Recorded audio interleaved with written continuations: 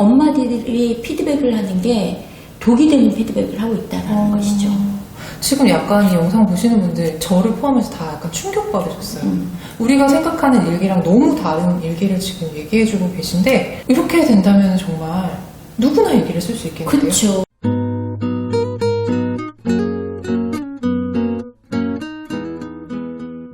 대한민국 학부모를 위한 실천적인 교육 전문 채널 교집합 스튜디오에 오신 것을 환영합니다. 저는 주단쌤이고요.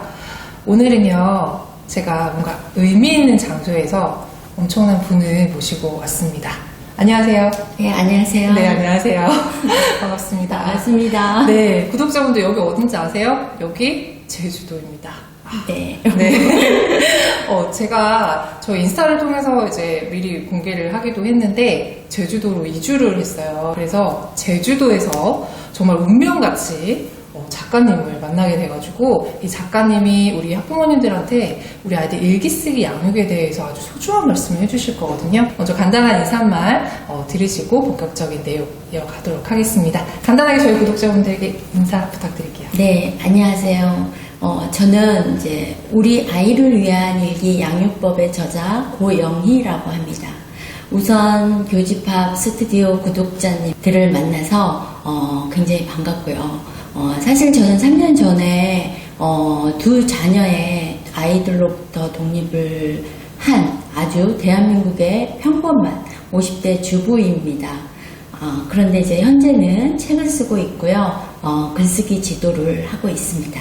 네, 제가 작가님 책을 인터넷 서점에서 딱 발견하자마자 이분한테 연락을 좀 드려야겠다 했는데 마침 제주에 사셔서 정말 깜짝 놀랐었거든요. 그게 인연이라는 거죠. 그러니까요. 그래서 오늘 일기 양육 좀 생소하실 수도 있지만 우리 아이들 일기는 되게 학부모님들 익숙하시잖아요. 어떻게 일기를 통해서 양육을 하셨는지에 대해서 우리 살아있는 얘기들을 해주실 것 같은데요. 제가 우선 이 질문부터 먼저 드려보도록 할게요. 작가님이 이 책을 통해서 아이들에게 일기 쓰기를 강조하시는 이유가 있으실 것 같거든요. 그 말씀을 좀 해주시면 좋을 것 같아요. 네, 일기 쓰기는 진짜 강조하는 게 꾸준하잖아요. 그렇죠, 그렇죠. 근데 일기 쓰기를 통해서 얻을 수 있는 시너지 효과는 진짜 상상 이상입니다.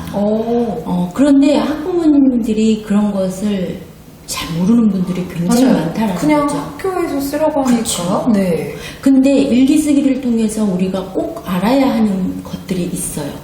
그게 뭐냐면 자녀의 성향, 성향, 그리고 기질, 그리고 애들이 학교에서 생활을 어떻게 하는지, 그리고 또 선생님과의 관계는 어떤지, 그리고 교우 관계, 좀 더 나아가서 아이의 진로라든지 적성, 그리고 가장 중요한 아이의 심리 상태까지 일기라는 매체를 통해서 알 수 있다는 것입니다. 근데 요즘은 뭐 일기를 강제하지 않는 학교들도 있고 부모님도 애들 할 게 너무 많아가지고 일기까지 굳이 어떻게 쓰게 만들지? 뭐 이런 고민들을 하실 것 같거든요. 어떻게 하면 아이들이 일기를 자연스럽게 이게 뭔가 숙제처럼 느끼지 않으면서 쓸 수 있을까요? 숙제처럼 느끼지 않기 위해서는 그 답이 말글을 통한 양육자와의 정서적인 상호작용이에요. 네. 일기를 쓴다는 것은 가장 내밀한 내면의 마음과 생각을 꺼내놓는 거예요. 선생님도 누군가 얘기를 할 때 내 마음에 있는 것을 꺼내놓으려면 둘이 어떤 관계에 따라서 틀리잖아요. 그죠.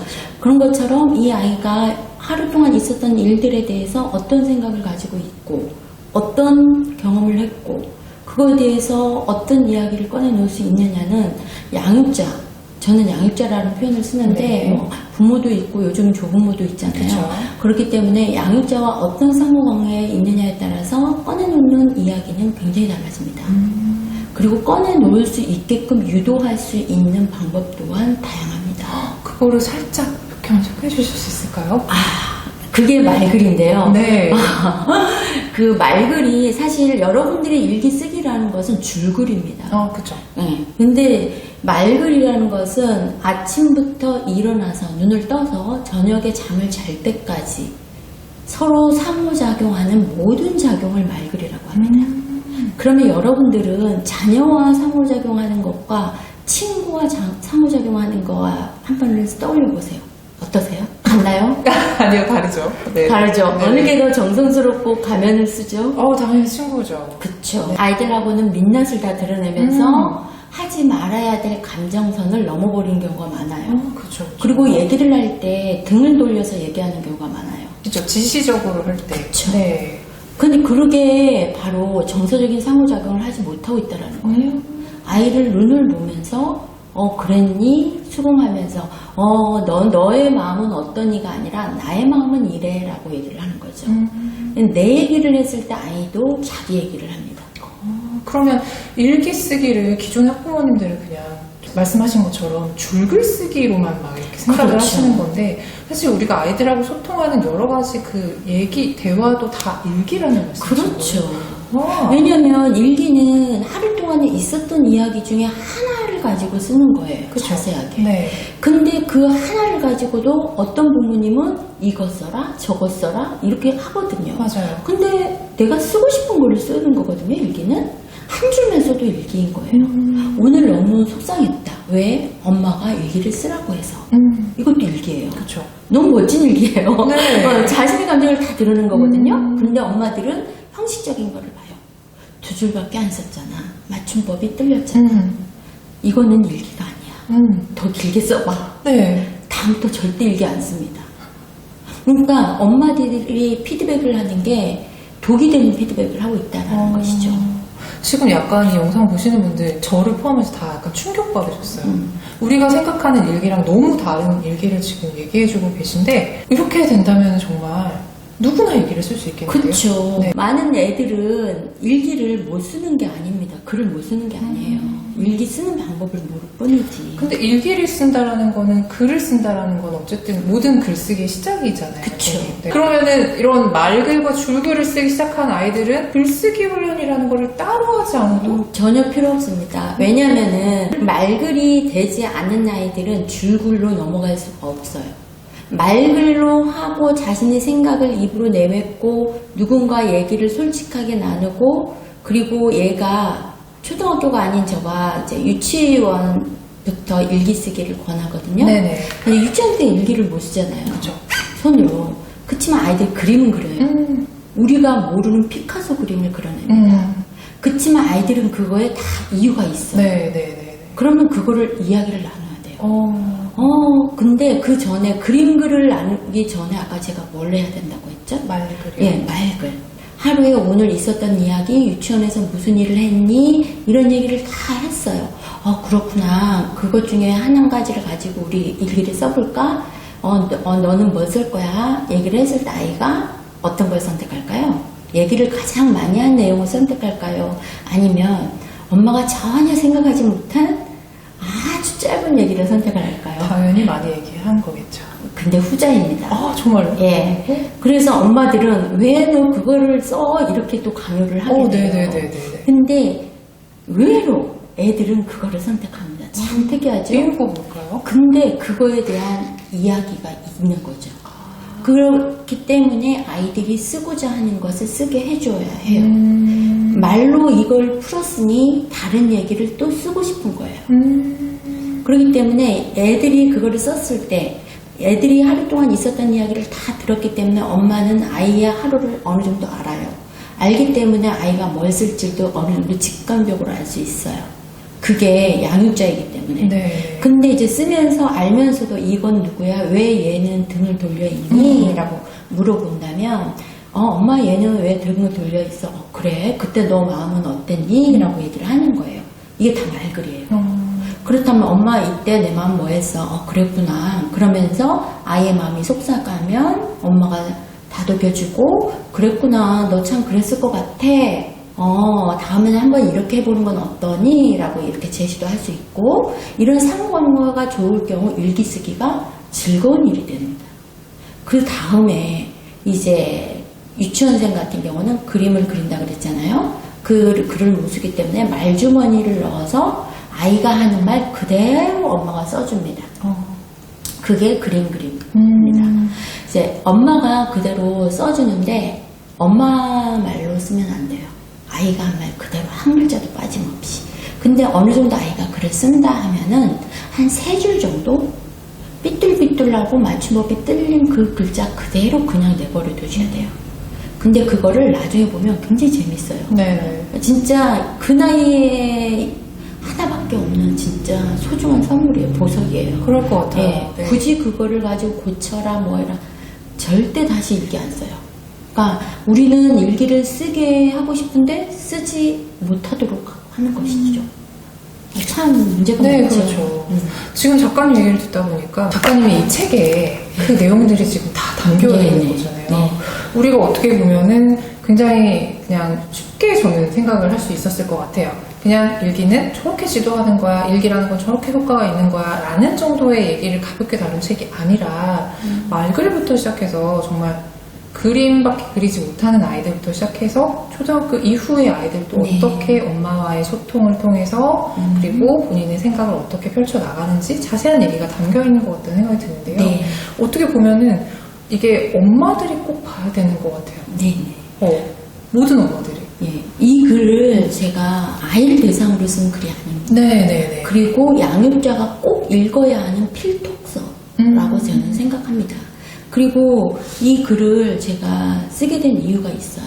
제 아이를 직접 일기로 양육을 했거든요. 그 얘기 아까 해주셨는데 네. 너무 네, 인상적이었어요. 예. 양육을 하면서도 저도 학부모이기 때문에 굉장히 딜레마에 많이 빠졌어요. 이렇게 하는 방법이 맞을까? 그렇기 때문에 저는 항상 자녀 양육서와 자기계발서를 계속 읽었던 것 같아요. 어느 정도 안정이 되면서 한 5년에 한 번씩 제가 놓치지 않고 글쓰기 강의를 들었던 것 같아요.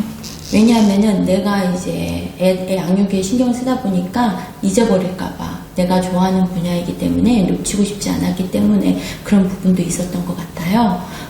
그런데 제가 현장에서 이런 일을 발견했어요. 5년이 되든 10년이 되든 많은 엄마들이 책을 많이 읽고 굉장히 똑똑해지고 그런데 그럼에도 불구하고 강사님한테 질문하는 거를 보면 질문하는 내용이 변화가 없어요. 예를 들면 저희 애가 3학년인데 일기를 3줄밖에 안 써요. 어떻게 하면 길게 쓸까요? 맞춤법이 떨려요? 그리고 어떻게 하면 일기를 잘 쓸 수 있을까요? 이런 질문을 하고 있는 거예요. 네네. 특히나 요즘 너무 글쓰기가 강조되는 시대다 보니까 엄마들이 또 그런 질문들에 가깝게 갈 수밖에 없는 것 같아요. 당장에 아무리 좋은 얘기 들어도 해가 하지 않으니까 뭐 이렇게 그렇죠. 생각하시는 거죠. 그러니까 빨리 먹는 밥이 체한다고 사실 원칙적으로는 가장 빠른 방법이 정도인 것 같아요. 그래서 가장 기본적인 게 제가 말글을 통한 상호작용을 이 책에서는 굉장히 중요하게 제시하고 있습니다. 말글을 통한 양육자와의 정서작용이라는 말이 추상적으로 들릴 수도 있겠지만 이 책에 보면은 굉장히 예시를 들면서 이제 적어놨어요. 네. 그러니까 읽어보시면 굉장히 이해하는 데 도움이 되실 거예요. 그래서 그러한 상호작용이 되었을 때 아이들이 현장에 왔을 때도 말문이 쉽게 트이고 자기가 하고 싶은 말을 거리낌 없이 펼쳐놓을 수 있는 상태가 됩니다. 저희는 일기 쓰기 얘기를 시작했는데 지금 말하는 것도 아이한테 어떻게 키워줄 수 있는지 아이와 부모의 소통이 어떻게 확장될 수 있는지 이런 정말 다양한 영역에 대해서 지금 얘기하고 있는 상태네요. 그리고 저는 이 책에서 되게 인상적이었던 게 사진이 중간중간에 이제 이렇게 삽입이 되어 있는데 아드님이 초1 때부터 초6까지 썼던 일기장을 쫙 늘어놓은 사진이 되게 인상적이었거든요. 흔히 어머님들이 생각하실 때 그래 딸하고는 평소에도 얘기 잘하고 아이들 여자아이들은 상대적으로 이제 글 쓰는 거를 그렇게 뭐 거부감 있지 않으니까 딸은 그렇게 할 수 있어. 근데 우리 아들은 정말 엄마랑도 얘기 안 하려고 하고 혹은 뭐 쓰는 것도 익숙하지 않은 아이들이 있는데 우리 아들 어떻게 지도를 하셨던 거예요? 네, 사실 저는 첫째가 딸이고 그다음 네. 아들이었어요. 근데 딸은 그대로 수능하고 스펀지처럼 빨아들이는 아이랬다면 아들은 왜 그래야 되는데요? 저는 그렇지 않은데요. 그래서 얘는 첨삭이라든지 이런 거를 교육할 수가 없었어요. 그리고 첫째를 그렇게 키웠으니 둘째인 경우는 다음에 해도 되겠지 하는 그런 여유도 있었죠. 네. 그런데 장단점이 있어요. 첫애는 교정이랑 첨삭이랑 제가 기본적인 세팅한 대로 딱 이렇게 공부를 시켰다면 두 번째 아이는 잡초 같은 아이였어요. 그럼에도 불구하고 얘의 특성을 살릴 수 있었던 점은 이제 아이가 하고자 하는 대로 하게끔 해준 부분이었던 것 같아요. 왜냐면 애가 에너지가 넘치고 그리고 자기가 하고 싶은 거를 하게끔 하면서 이제 해야 되는 것을 하게 한다는 것은 아이의 성향을 잘 파악해야 한다는 것입니다. 그렇죠. 아까 제가 일기를 통해 얻을 수 있는 시너지 효과가 굉장히 많다 그랬잖아요. 네. 그거를 통해서 어머님들은 자녀를 잘 알고 있다고 생각을 하지만 사실은 자기의 자녀 잘 모르거든요. 맞아요. 현장에서 오는 아이들과 어머님 상담에서 본인의 자녀는 이렇습니다라고 얘기를 하지만 굉장히 달라요. 저 또한 저희 아들이 외향적이라고 생각했고 딸이 내향적이라고 생각을 했지만 반대였어요. 아, 정말요? 예, 저희 아들뿐만이 아니라 이거는 이제 뭐 성향에 따라 다 다른 거예요. 제가 아들이라고는 얘기는 했지만 이제 저의 경험이 있기 때문에 저는 일단은 말글을 통한 상호작용이 꼭 필요해요. 이게 1차적인 전제예요. 한 예로 제가 이 책을 내고 나서 저희 북토크에서 만난 2학년 남자아이예요. 이 아이도 제가 8개월 동안 지금 줌으로 만나고 있어요. 네네. 근데 지금 매일 톡으로 인증샷을 찍어서 저에게 밤 12시가 돼도 카톡 하면서 와요. 네네. 근데 얘는 이제는 즐기는 단계가 된 거예요. 처음엔 너무 싫어했는데. 처음에는 싫어했다기보다 일기 쓰기를 버거워했어. 아, 버거워했는데 이제는 일기 쓰기가 재미있다고 말하는 친구예요. 그런데 이런 얘기해도 이거 방송에 나가면 이 친구 어떨지 모르겠는데 좋아할걸요? 근데 이 친구가 진짜 제가 예를 하나 들게요. 물고기가 바다 위에서 유영을 하잖아요. 굉장히 자유롭게. 네. 그런데 아이들은 말글이 잘 된 아이들은 종이 위에서 일기장 위에서 자신의 생각을 마음껏 풀어냅니다. 그게 즐기는 거거든요. 그러니까 그런 상태가 되어야 일기가 재미있는 상태가 돼요. 그리고 자기가 꼭 써야 되는 상태가 되는 거고 시키지 않아도 그런 상태가 되기 위해서 가장 중요한 게 아까 말한 말글을 통한 양육자와의 정서적 상호작용이 이제 되어야 한다라는 말씀입니다. 그리고 또 한 가지는 제가 아이를 키울 때 항상 학교를 끝나고 집에로 오면은 왔니? 라고 인사를 하면서 같이 이야기를 나누고 간식을 먹고 하루 동안 있었던 이야기를 나눠요.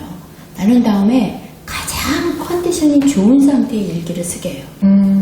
보통 어머님들은 아이들도 마찬가지로 밤에 쓰잖아요. 그죠, 자기 전에. 네. 그리고 학원 빽빽이를 다 돌린 다음에 너무 아주 지칠 때. 피곤한 상태. 네네. 선생님 쓰시겠어요? 내일 하지 뭐 이런 마음이 그렇죠. 굴뚝 같죠. 네. 그러니까 써주면 그것도 감사하지만 그렇게 해서 쓰는 게 의미가 있겠어요? 없죠. 근데 그렇게 억지로 쓰는 아이가 있는 반면에 그게 성향에 나쁜 영향을 끼쳐요. 그리고 미루게 돼요. 그렇죠. 오히려 미루는 친구가 성격에는 오히려 긍정적인 영향이 갈 수도 있어요.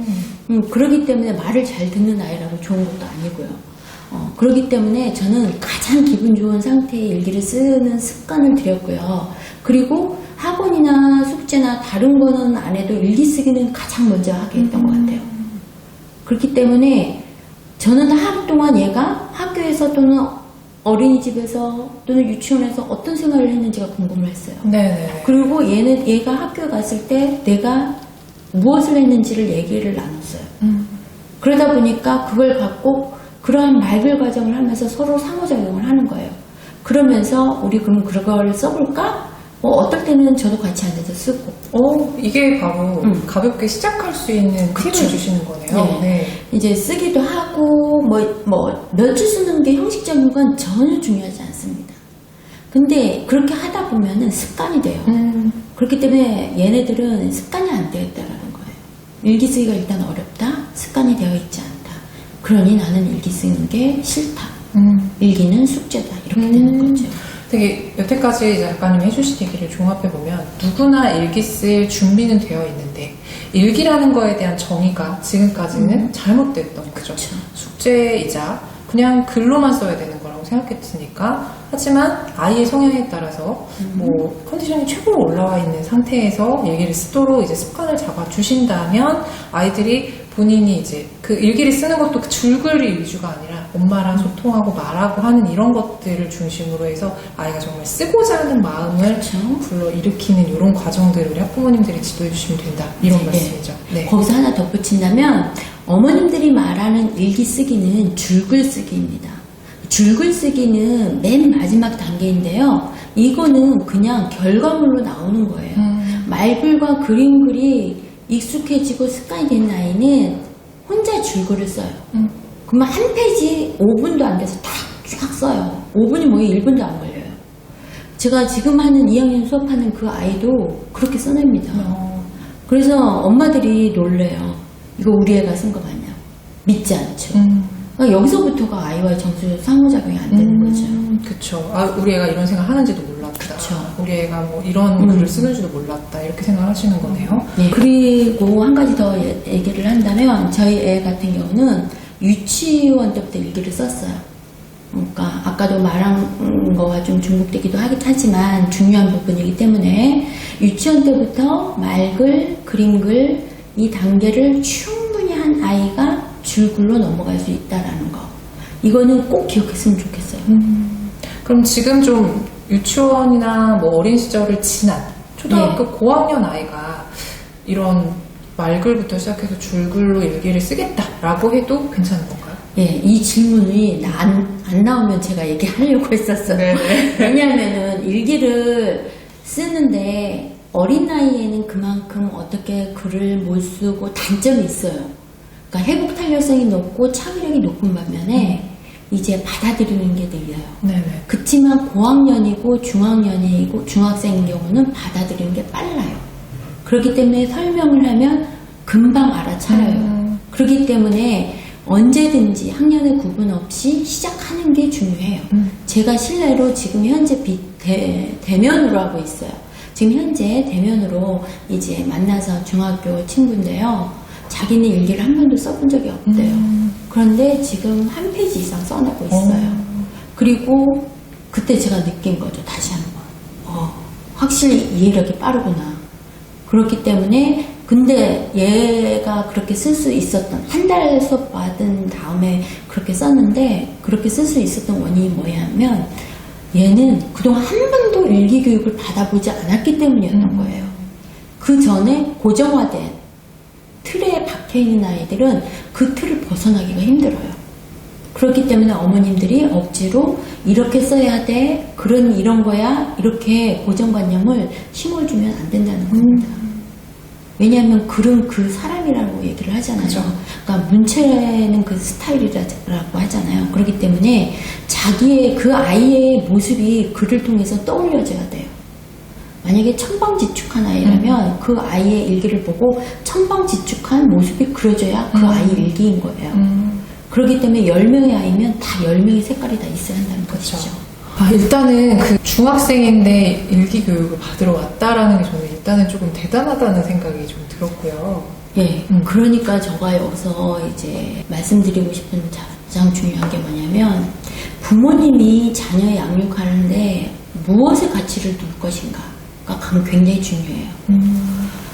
사실 많은 어머님들이 이렇게 사랑을 주고 교육에 관심을 주고 많은 사교육비를 투자하는 거는 행복한 아이로 키우기 위한 것이잖아요. 그렇죠. 그런데 현실적으로 우리 대한민국이 자살률 1위잖아요. 행복하지 않잖아요. 그런 저는 이유가 정서적 상호작용이 없기 때문이라고 생각을 해요.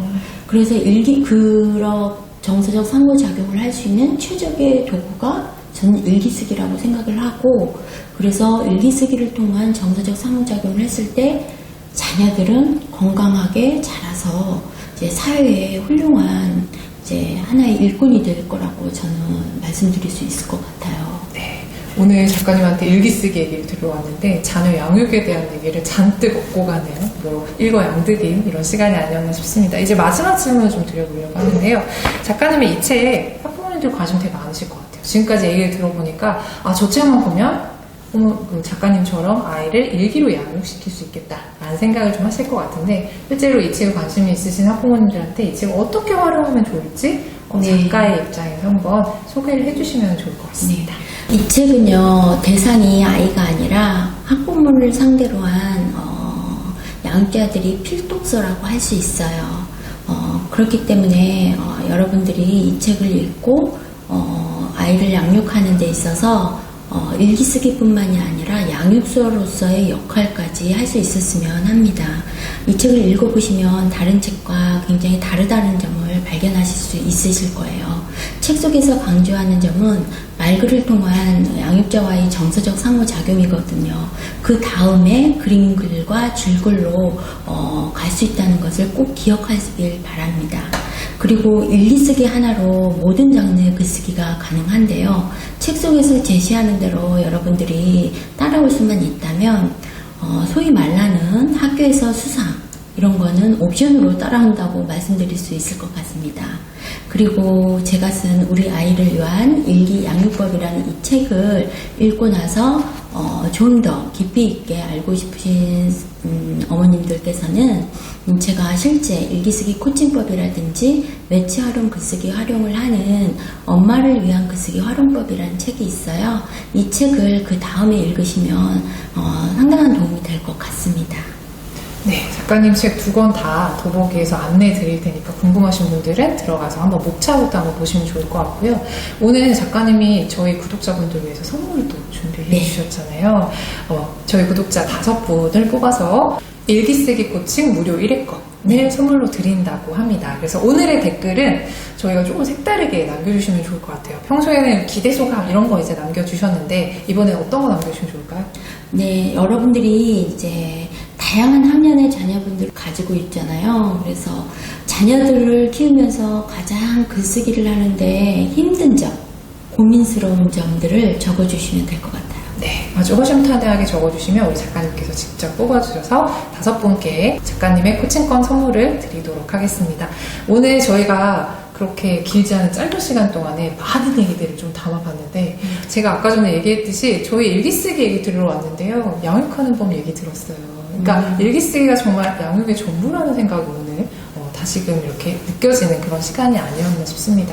오늘 시간을 주셔서 너무 감사하고요, 작가님. 네. 마지막으로 저희 구독자분들께 인사 한 말 남겨주시면 오늘 마무리할게요. 네, 아무쪼록 제 책을 읽고 여러분들에게 자녀를 양육하는 데 있어서 조금이나마 도움이 된다면 작가로서 굉장히 의미가 있을 것 같습니다.